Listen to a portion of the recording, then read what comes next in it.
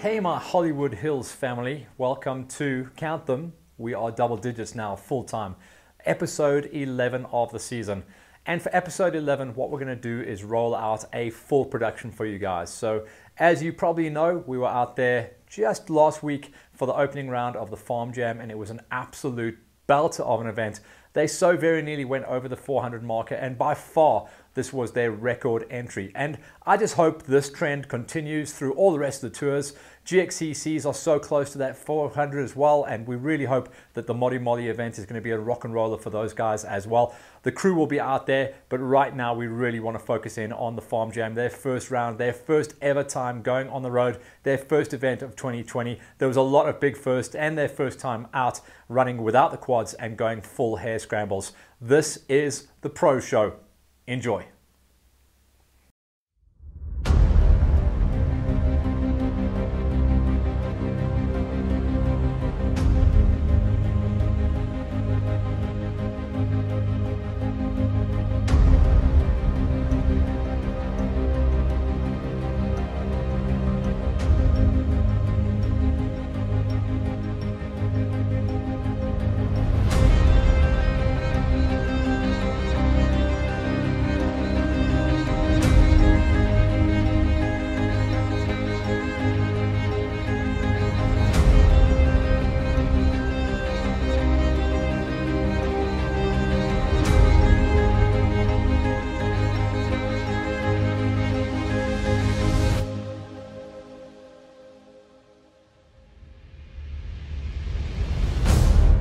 Leon, great numbers coming in from the first Farm Jam. You've got to be buzzing about that. Yeah, no, that's magic.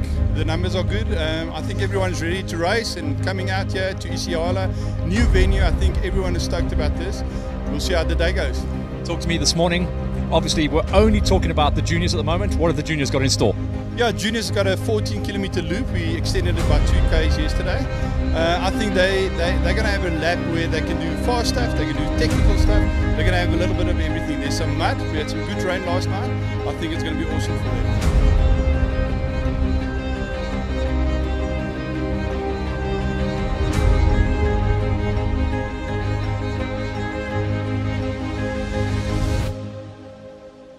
It's been a long time since we've gone Farm Jam racing.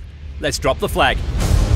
First gate out was going to be our 85cc's, and as you can see, all the junior categories across the board had record entries. The track was going to be nice and busy, good flow, a little bit of tech to slow the kids down, but nothing too gnarly. The biggest junior gate on the day was the 65s, where we saw a huge hole shot coming in for Modimolle. He would chase clear air, but of course there were going to be a couple of other tasty riders trying to chase onto his wheel and get the job done. Back on the line, the 50s, the future of the sport going out, and once again Jean-Luc van der Westhuizen pulling the pin and grabbing a massive hole shot. He had around about 6 bike lengths before he went out the gate and into the gnaw of the track. The rest of the 50cc's doing the chase down, and again you can see well over 25 kids in the queue. That was the hole shot, the nice easy grassland. When we went out to the track, things started to change up a little bit. Slow technical riding as well, nothing too pinned wide open for the kids to have to deal with. Inside the top 10 was Ryan Martin getting the job done, with plenty of chaperones out there to make sure the kids were safe and clean, and it was a gorgeous track. Nothing too flat out wide open, nothing too tech, but an absolutely awesome positive mix of everything in between. Brent Greef, and the Greefs always bringing out a full family affair at the Farm Jams. He walked away with the first of the single digits inside of a number 9 spot. Even though he pulled the hole shot, he had some problems on the day and would eventually drop down to 8th place. That's Jean-Luc van der Westhuizen, the kid who is aching to nail down another championship. His style for miles, though, is going to show that he'll be able to climb the ladder throughout the rest of the 6-round championship. He won't have been happy to have to walk away with an 8 spot, but time will tell as the championship rolls on and the year gets longer. Lo Lombard then walked away with a number 7 spot, and he was duking it out. He had a big bunch around him the whole way through the day. Himself, Jean Blanche and Christian Bellingham were duking it out for the 2-hour race-long period, but it was eventually Lowe that walked away with the number 7 spot. Just ahead of him on the day, though, and on timing and scoring was Jean Blanche. He did a good run to finish inside of a top 6. Remember, Farm Jam scoring podiums all the way to a top 5, and even though he got hooked up on a couple of the rocks, he still is credited with the number 6, and he had a good day out at the office. Remember, it's a 2-hour race-long format for these kids. Christian Bellingham got a little bit throttle happy wide open coming out of one of the river splashes, but there's always someone out there. This time around it was Butter on the lens who picked him up, got him on his way, and he chased his way inside of a top 5. We do call him Bulla. This time, though, Christian Bellingham walked away with a 5 spot. We will see him challenge inside the top 3 come later in the year. Nathan Scribano has been a kid on the bounce for a long time, doing an incredible job this season on motocross and now mixing in a little bit of Farm Jam racing. Nate Dogg, as we call him, gets the number 4 spot, his best finish at a Farm Jam to date as well. Up the road then, inside the magical top 3 was Zach Stubbs. Zach Attack, as we call him, ran a absolutely perfect race. He just couldn't run with the pace of the kids up the road, but 3rd place is still a real good hustle. Vulco Deploy, who should be chasing down championships this year, walked away with a number 2 spot, but it was the all-dominating Derek Milan, now fully fit, back from all of his injury woes from 2020, and now he is the kid to beat in his last season on the 50s. He wants that championship badge, and he walked away with the win at round number 1 at Farm Jam to walk into the next round as championship points leader. Here's confirmation of Milan on the top ahead of Deploy, Stubbs, Cribano, Nate Dogg in the 4 spot, Christian Bellingham rounding out a powerhouse top 5 in our 50s.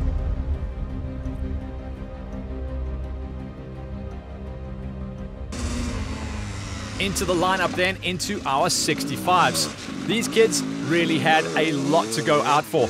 Almost 30 kids in the queue, so tagging a top 10 is a huge run. Reese Katsavis walked away with the last of the single digits. That was inside a number 10 finish, and then up the road from him, inside number 9, was Henry Van Staden.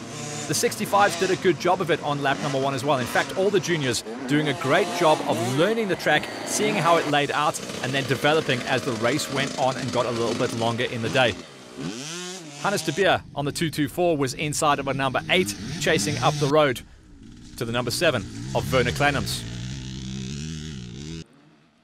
Kleinams was good out there, inside of a number 7. He lost the back wheel of the bunch up the road and was in no man's land for the rest of the day. But that's good. It's good learning. You don't always want to be following the back wheel. If you can be out there chasing the pins and chasing the markers, doing your own learning.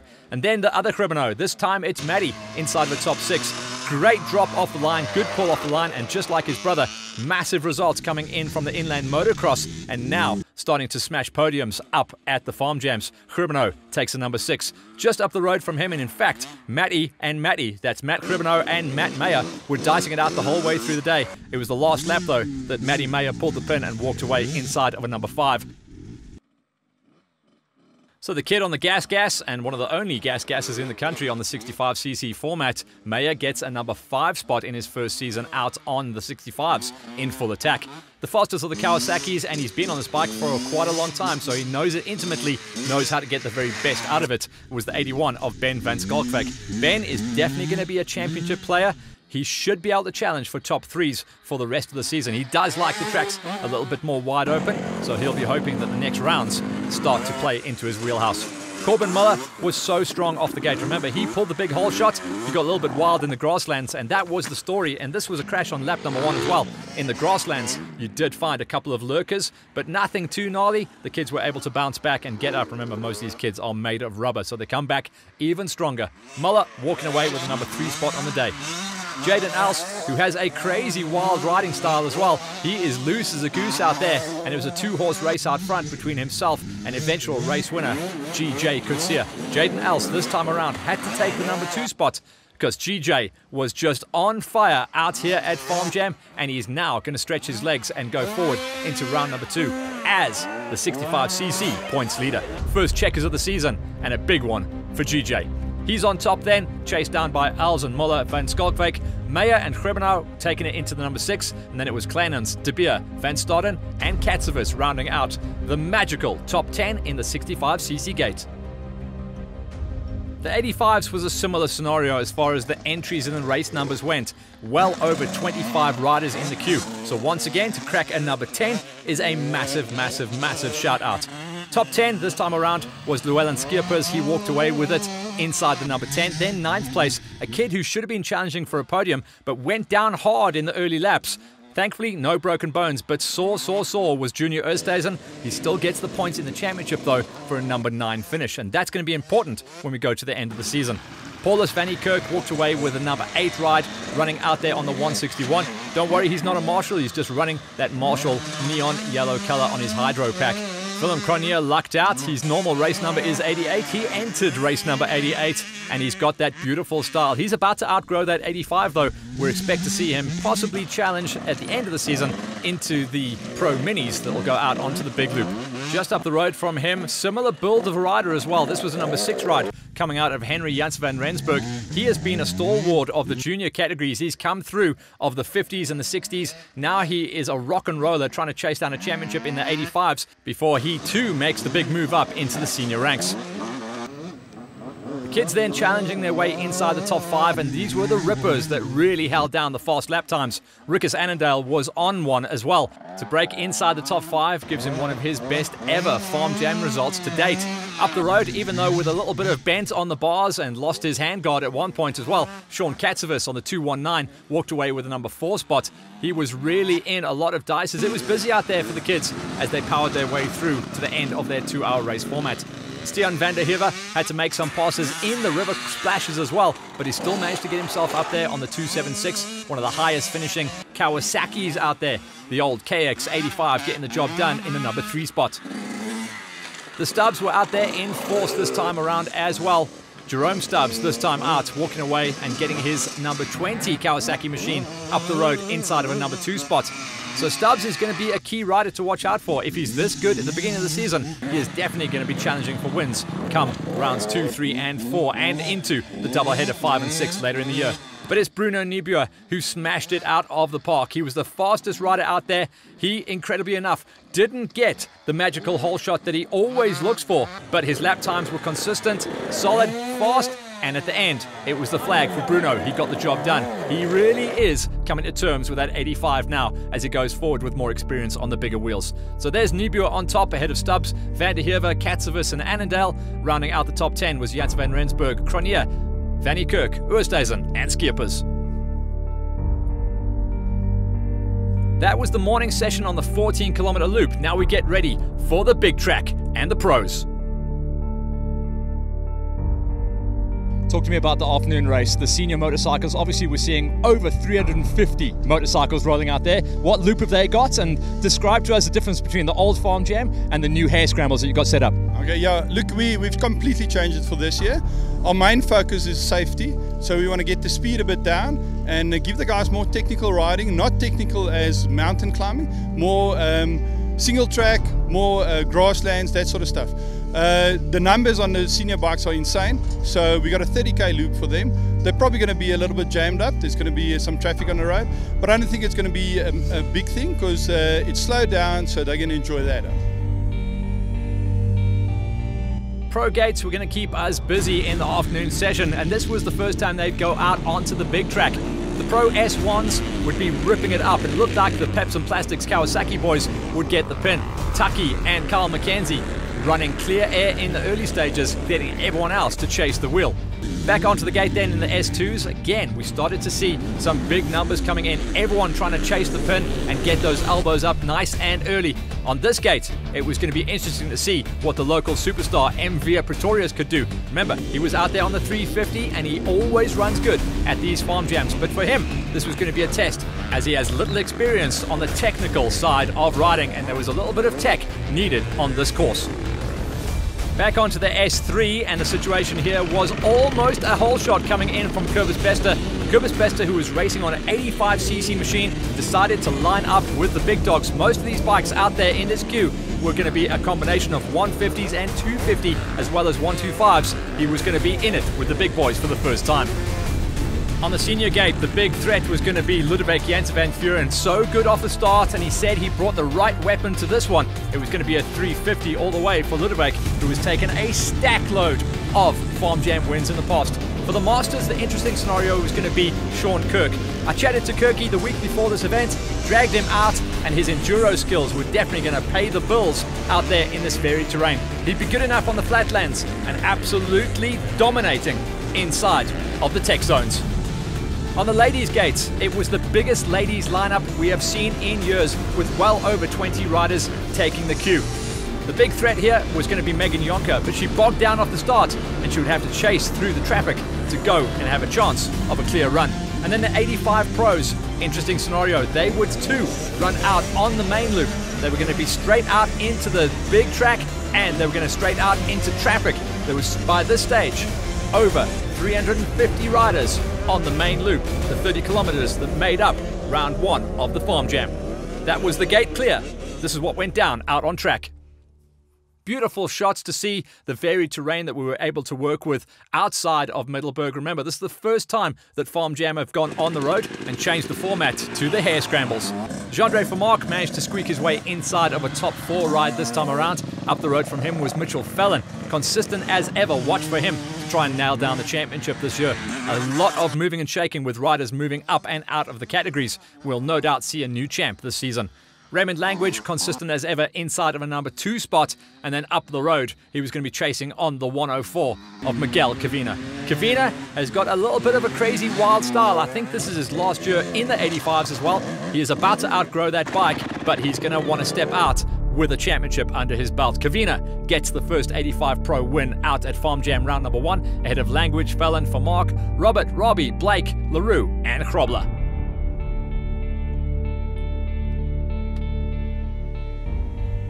Out onto the track now and picking up on the action from the ladies. Gorgeous shots from the sky as well, telling us the story of the race. It wasn't all flat out and it wasn't all tech. It was a gorgeous mix of everything in between. Catherine Mostert credited with a number 4 ride with a high attrition rate for our ladies. They really did have some problems with some of the terrain out there. Mostert, even though she crashed out, walked away with a number 4 ride. Zelda Mayberg got jammed up in the mud in the early stages, but there's always someone that comes along and the Angel Wings are out in force. Thanks to that rider for getting Zelda out and on her way, and she did eventually get going once again and walk away with a number 3 ride. That's good going as well, as there was a high attrition rate for our ladies, most of them only completing 1 or 2 laps. Up the road then, the ladies that were really dominating on the track, and she's a pre-race and championship favourite as well. For the Rubine Racing Squad, Carla Niebuhr, good off the gate, consistent on the ride as well, and she's got a good fielding of racing in this kind of terrain. Up the road though, Megan Jonker was getting a little bit of a mud facial out there. She had a bad gate, she had some problems out there on the track, but the cream rises to the top, and Megan Jonker walked away with the opening round win at Farm Jam, even though she suffered a few problems and issues along the way. Jonker takes the flag, and we caught up with her after the race to talk about how it all went. Megs, you've been busy this year. How did Farm Jam go for you out there? Very, very well. I actually love the technical. It's my first time doing it, but I just tried to finish and I really enjoyed it. The traffic out there was something as well. It was like 5 o'clock in Joburg. Yeah, it was very bad. Only the uphills though, but everywhere else it was so nice and flowy. Good feedback from Jonker, and good to see that she survived her time out there. Check the race time, 2 hours 31 in the seat, not to be sniffed at. Jonker then beating out Niebuhr, Mayberg, Mostert and Fasaki, the top 5. Compain, Tinesen, Kotze, Pieterse and Van der Spey rounding out the top 10 for the ladies. Jumping up then into our age group categories. Experience does count for something out there. The guys that managed to crack their way through in the Masters gate, and the Masters was absolutely stacked as far as the skill level went. So many riders out there bringing out a whole plethora of different size bikes. A couple of the guys even rolled out on their enduro machines to make sure they were good to go for the rest of the day. Linton Erasmus was out on the old Suzuki. Up the road from him was Johan Bosch and Koenie Nel. Then one of our classic racers, Steph Bester, who has tons of experience racing quads around the country and for the last couple of seasons has swung a leg and got used to the 2 wheels and starting to become a tasty rider as well. 7th place ride for Big Steph. That's nice for him.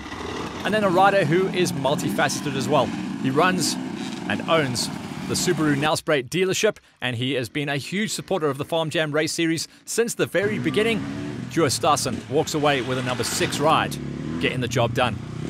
He was on his 300 two-stroker, and we go across the other side of the pond for Gary Whitehouse, coming back into racing after being out for 2 seasons through injury. Gary back on the number 5 with the big 500 machine. Stevie King, similar situation for Stevie. No injuries, but focusing on business for the last couple of years. Out of racing action for 2 full seasons. And Stevie King rocks his 250 old machine back onto the box with a number 4 ride.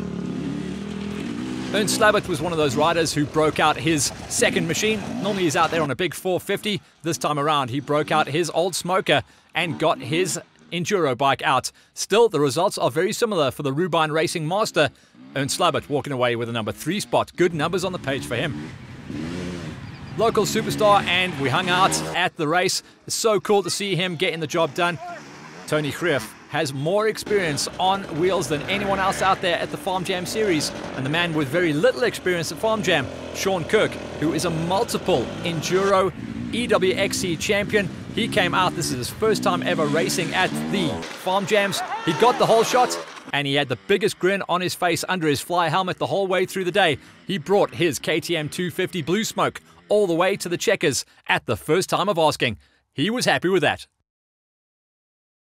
Shawnee, glad you and I had that chat last week then, hey? Fantastic. I'm so glad you spoke to me and said come and do this event. It was the most fun I've had in a long time. It was absolutely brilliant. I mean, it's 400 odd riders here today. It's just brilliant. So it's good to see for the sport. The competitors, I'm sure, have had a ball. The track was great. Just all day, a fantastic day out. I said to you this morning, it's a 30k loop. There's 350 of you guys out there. How busy was it? The first lap was fine, to be honest. The second lap got busy. The third lap got a little busier, and then other than that, it was great.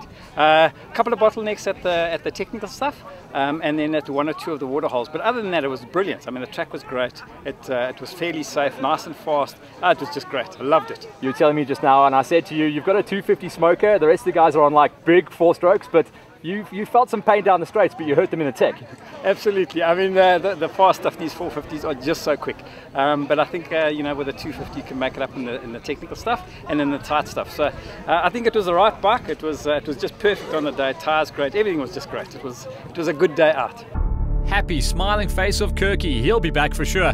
So Kirky on top in the Masters ahead of Greef, Slabbert, King and Whitehouse the top 5, and then Stassen, Bester, Nel, Bosch and Erasmus rounding out the top 10. The Masters, our biggest gate ever in the history of Farm Jam. Seniors then, and these guys also don't hold anything back. Interesting story to see a couple of crossovers as well. Zach De Silva, who is also on his comeback season, coming back from injuries throughout 2020. He did a good run of it. He is more of a flat-out hero as well. So Zach Attack getting a number 10 ride. Up the road from him was JJ Rousseau. He's got one of the old KTMs, but he's got a very rounded riding style. Even though he found a bit of a rut, he was able to tuck and roll, get up out of it, and still hold his position. Rousseau getting away with a number 9 ride. That's good numbers. Dylan Liversedge. The Liversedge have been great supporters of the Farm Jam series, and you can see he has got a nice rounded style. A lot of the guys in Mpumalanga do race a bit of flat out and a bit of tech as well, and the Farm Jam had that perfect measure. It was a 50-50 track, and everyone came back with a lot of good things to say. Remember, it rained the night before. Other than that, it would have been absolutely prime. Remove these mud bogs, and the track would have been absolutely spectacular. The track did dry out towards the end of the afternoon though, so the riders that went out there for a 4 or a 5 lap racing format were actually treated to a spectacular course, and with less traffic on it towards the end of the day as well. Reinhard Janssen walked away with number 7 spot, with André Stander getting himself inside of the top 6, trying to chase down on Henry Krobler. Krobler was the first of the riders inside the top 5, and then Rudolf Fenter here, shown on the number 70, walking away with a number 4 ride. Andre Mostert, the Mosterts, great supporters of the Farm Jam series, and one of the top Hondas out there. Mostert getting himself a little bit jammed up in the mud, but he did get himself out of there, he did recover the big Honda, and he did walk away with the coveted number 3 spot in the stacked gate of the Masters. DJ Milan was out there on a borrowed machine. Took us a while to actually identify him because we're not used to him running out there on the number 81. But DJ Milan himself and little Derek are a stacked pair as well, walking away with podiums. That was 2 spot for Milan. But as we said, the pre-event favourite in the seniors, he's been out at the farm jams on adventure bikes, on 500s, on 125s. This time around, he rolled the dice on his 350. He said it was the perfect machine for the day. Ludwig Jans van Vuren, the champion on the seniors, and now the man to beat going into the rest of the season. Ludwig on top once again. Confirmation of Van Vuren top of the charts ahead of DJ Milan. Mostert in the big Honda, flying the flag for the wings in the number 3 spot ahead of Fenta and Krobler. Stander, Janssen, Liversage, Rousseau and Zacatec de Silva rounding out the magical top 10. Now it gets real as we head into the pro categories, starting out with the S3s. A mixed bag of machinery as well. A couple of guys on 125s, 85s, 250s, literally anything that can fit into that CC package. And predominantly, it is the young man's game, this one as well. So you get to see some wild riding out there. Vansel Jonk is starting to become a tasty rider, one for the future to watch. He walked away with a number 7 ride. Just up the road was Michael Pretorius and Sven Pretorius. Sven is really a rider on the bounce and starting to find that confidence as well. How's this story though? Kurbis Bester on the 85cc big wheel almost pulled the whole shot, and he walks away with 4th place on the day against much more experienced and much more powerful machines. Bester, that is a good gamble for the future as well. Dylan Yonku, who's had a rough start to the year on the Nationals and the GXCC Tour, he finally got himself going on the 125 machine. He'll be happy with 3rd place and happy with the confidence as well that comes from a good ride and a good result and a good day behind the bars. For the Vans Racing squad, great to see Elru van der Westhuizen really develop as a rider. He's got really on terms with that Husqvarna 150 and is going to start thinking about race wins from here on out. Remember, he is predominantly a rock hopper. He is so good at the enduro style of events, but this is the first time we get to see his real true skills at riding flat out and mixed terrain. 2nd place for Elru. But it was Gigi, Graham Krief, walking away with the 1st place. And if you just watch his riding style, I've been chatting about this kid for the last couple of seasons. He is starting to look like absolute butter on the bike. Looks like airtime out there. If you remember Erhard Bierkus, who was the champion of multiple seasons out at the farm jams, Graham Krief, he's got that happy smile. He never looks like he is out of shape at all, just comfortable as ever. And when you're comfortable, you get the wins. Graham Krief on top with a big high five at round number 1 in the S3s. Confirmation then of Gigi on the top ahead of Elru. Jonker in good form in 3rd place. Bester, what a ride on that 85 in 4th, beating out Pretorius and Pretorius, that's Sven and Michael. Vansel Jonk in 7th, beating out Thorn Blake and Viandre Prinsloo. 2 classes to go as we start to climb the ladder, the S2 Pros. Anyone's money to see who's going to walk away with this one. It was Blue Smoke riding out of Rubine Racing in the hands of Vernon Nordia. He walked away with a number 8th place ride, and I think you get the right choice of machinery as well. Very consistent throughout the day, no big issues for him. 7th place up the road from him was one of our tasty riders though. A rider that isn't really famed for technical riding but is super fast on the flatland stuff. So he'll have been making up plenty of time out there on his KTM riding out of Mastercars Hatfield. And that is our very own Yanni Potkita. He'll have been happy, but he'll have absolutely suffered out there in the technical terrain that he's not used to. Yanni, great job there, my friend, in a number 7 ride. Up the road from him was going to be the top 5s, and this is where you can start thinking about nailing down the championship. Brandon Kotzer, who has also been out of racing for I think it's 2 full seasons, so good to see him swinging a leg back onto the Husqvarna. And Brandon Kotzer, welcome back to racing, my friend. 6th place, not a bad dust-off run as well, and it won't be long until we see him challenging well inside of the top 3. Mark my words, Brandon Kotzer will be coming. Dylan Jacobson, who is so strong out there. He puts in tons and tons of work in the off-season as far as his racing and his program goes. Dylan getting the job done inside of the number 5. And there were so many of these Yamaha smokers out there off this gate. Couple of motocross guys deciding to come and see what they can do against the off-road and Hare Scramble boys. Anton Hendrickson is another one of those riders. He's got a good fielding in motocross. Normally he's out there on big 450s. Anton swung a leg on his small machine this time, his little practice 250, and the 103 marked on the machine, walking away with 4th spot. Head to toe in A-stars, looking factory Jackson out there. Almost a whole shot, but not a whole shot this time for Envia Pretorius. Now, Envia is so good on the flatland high-speed stuff, and he would have been really challenged, like I said, coming off the gate into this kind of terrain. But he's fit, he's strong, and he never gives up. Envia will be a championship player in third place. Jean Niebuhr also bogged down off the gate, had to come out of the gate and pass almost 20 riders to get himself up there and challenge for a position. Second place for Jean Niebuhr for Rubine Racing is a very strong start, and he is a championship player for sure to watch out for the rest of the season. Jono van Wyk, a former factory KTM racer from a couple of seasons back, and then last year at the last round of Farm Jam decided to come out and see what he could do. He did pretty good as well, but he said he had to work on his fitness. He's done that, and now he lines up as a championship threat in the S2 category. Jono was absolute butter the whole way through the day. In fact, he posted his fastest lap time on lap number 5, saw the checkers and showed he is on the way back to the top. Jono, I caught up with you at the end of last year. You were rolling back into it. This year, it looks like you're going out for a fight again. Yeah, I've got a new 350 and you guys put a technical route together. It was pretty tough and it felt very long out there, but it was a lot of fun, too much fun. I was counting the hours there. 5 laps started to grow and grow. Yeah, I did. At one stage, I thought I wasn't going to get finished today. Tell me about the layout of the terrain. Obviously, you're used to like pinning it a little bit wider, but this was mixed terrain, eh? Yeah, this was very rocky, a lot of lurkers, so there was no pinning. 4th gear probably max, most places, so it was risky, so you couldn't push too hard. Had to hold back a little bit and keep it cool. You know, you weren't too far off the back wheel of Taki and those boys, so the old magic's coming back, eh? Yeah, I did feel like it a little bit today. It was quite fun. John, great to see you coming to terms with it. Obviously, it's your first pro year, but you're starting to bring home the bacon. How did that track go for you today? I enjoyed it very much. I thought it was going to be rough, but the first I was scared, but now at the end, yes, I enjoyed it very much. Watch out for that dice. It's going to be Jean Niebuhr versus MV Pretorius versus Jono van Wyk. Van Wyk on top for now. Hendrickson, Jacobsen, Kutsia, Potgieter, Nordia, De Silva and Phelps. This was a strong field that went out to race the first round of Farm Jam in the S2 Pros. Now we climb to the tippy top, the pinners in the S1s.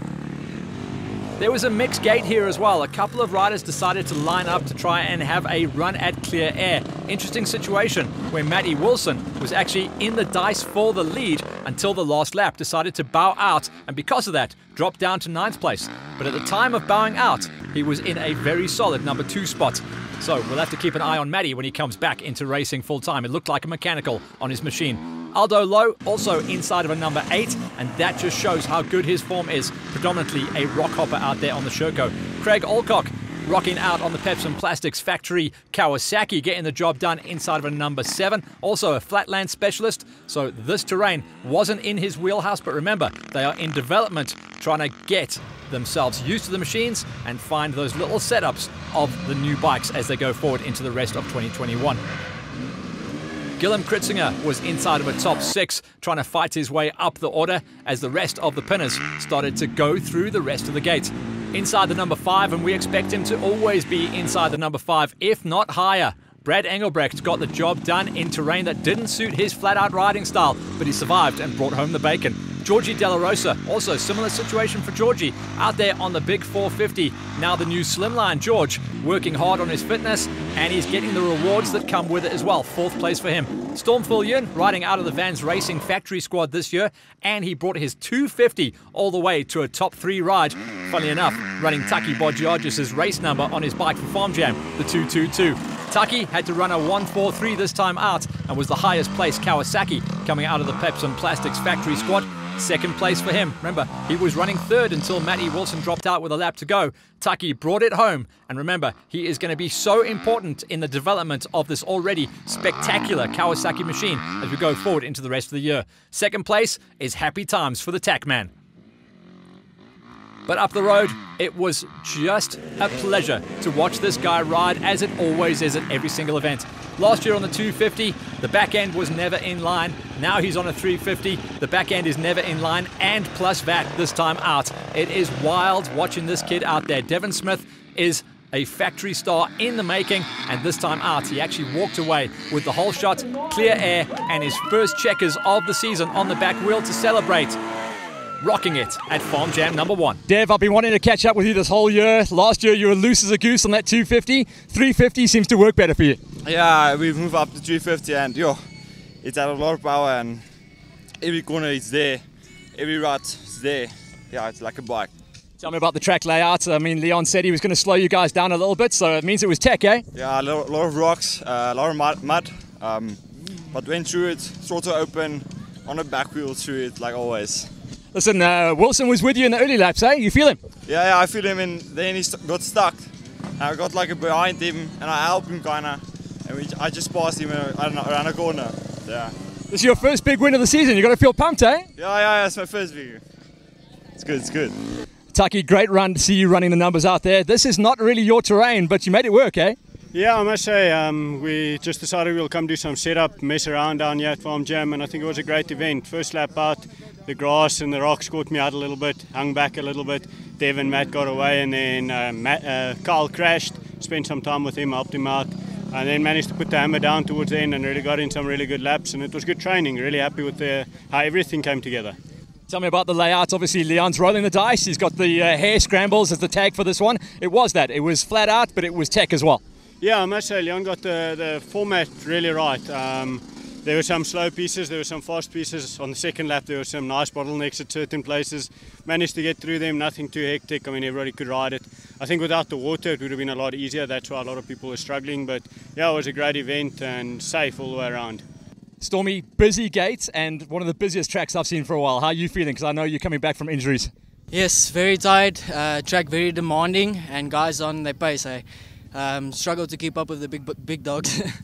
I'm so sorry. I actually sent the girls out right in your face on lap 2. Did you see that? Yes, I did. It was a big bottleneck there, just out of the pits, but managed to pass the few.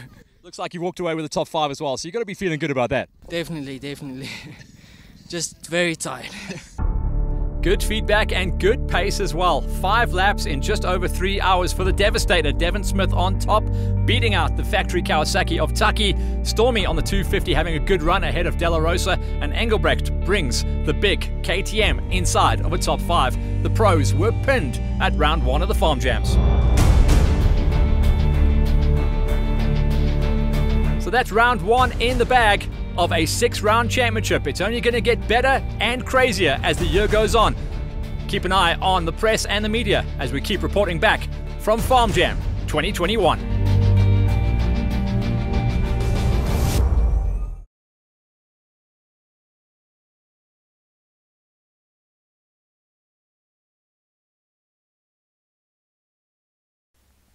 So how's that? And really good to see a couple of different results. And we expected that as well with the change of format as well. Not everything is flat tapped out there at the Farm Jams now. They've calmed it down a little bit. You start to see that true crossover between off-road, cross-country, and a little bit of enduro. And I think the Hare Scramble format really, really works off. We hope you guys enjoyed the show. And now we get ourselves ready for this coming week. So it is round number 2 of the GXCCs, round number 2 of the National Off-Road Tour for the bikes as well. Remember, they started about 4 weeks ago down in KZN, and that was also a little bit tech for the pinners. Now we're really going to see who is going to stand out for the championship for the National Off-Roads, as well as who is going to either go 2-time winners on the tour for the GXCCs, or are we going to start seeing different winners. It's going to be Modimolle. It's going to be hot out there. It's going to be bushveld. It's going to be a bit of sand. It's going to be a little bit of knoll. And we know it's going to be an absolutely awesome event. We have got everything crossed that it's going to be an absolute pearler of event with huge numbers. And as always, me and the LiveX crew will be out there bringing you all the bacon and reporting back on what went down. For now, guys, get those entries into the GXCCs. Everything is up online at racecontrol.com, and we cannot wait to see you guys up there. Hope you enjoyed the Farm Jam round number 1. Get ready for GXCC round number 2.